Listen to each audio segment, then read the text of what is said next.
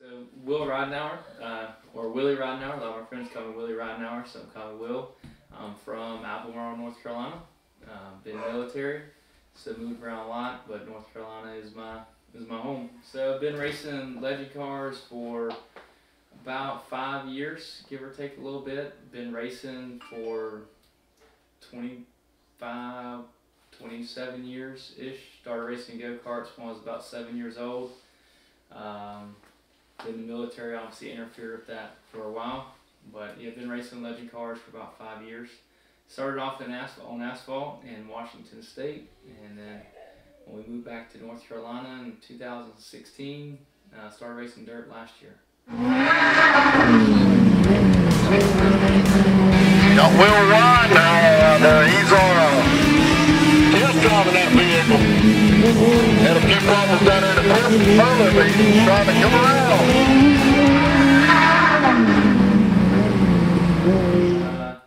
As far as for finances for racing, I mean I guess that's a lot of variables. For legend cars, the initial buy-in can be really expensive when you get into any sport. You need probably $10,000 you'd be looking at to get into a legend car and buy the required safety apparel and some of the minimum stuff to keep a car going. But I'm sure there's guys that spend way more than that. But usually your sustainment costs, you could probably get away with a $2,000 to $3,000 budget a year. Sponsors really help. Sponsors, if local businesses, they don't know how much it means to a racer. If it's $100 or $200, or hey, I'll pay your entry fee for the races or whatever, paying gate fees, just the little stuff. That stuff is huge because the couple $100 I have tied into getting in a track or whatever can now be buy a set of tires or buy a tire or maintain the car. So the finances is definitely a determining factor for many teams on how competitive they can be. A lot of drivers have more potential to be better than what they are. They just don't have the backing that it takes to get to that level. And that's where we've been very blessed this year. The 316 Motorsports team has been very blessed for people trusting me. I do work for other guys. I do a little bit of part sales and stuff. So a lot of guys trust me, and it's not taken for granted for sure. I'm John 316. That's where it all drives from. For God talking about how much He just loves us. He loves this world, and He gave His Son for us to be saved. Just call upon His name for salvation and that's where that comes from. Absolutely. For Jesus Christ down on that cross for us. I always had John 3:16 on the car from day one. It always had John 3:16 on it, and I also had Psalms 3 verses 5 and 6 at one point in time.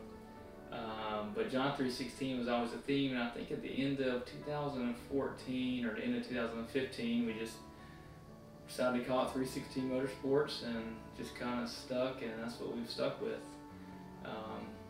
And now I guess that's our branded name, so to say. Originally, the purpose behind it was to be a ministry. It is still a ministry to me, and I still, can ask many people at the track and other drivers. Anytime I have an opportunity to talk about Christ with them or their salvation, I do. But and that's why I say the fun part versus the competitive part.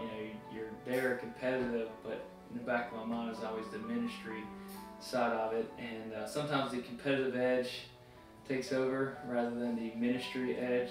But I think most drivers know that if they ever needed something or prayer or anything, that I'd be there for them.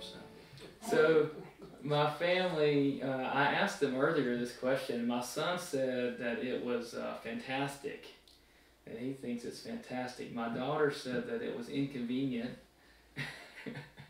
Because it is time consuming for the family as well, and they make a big sacrifice. And last weekend my wife was there, she had a thing, and I called her, like, I really appreciate when you come to the track with me, because all these things that at the end of the night, cleaning up, that can be a task sometimes, and just the little things, it's nice to have my family there, and for them to be there supporting.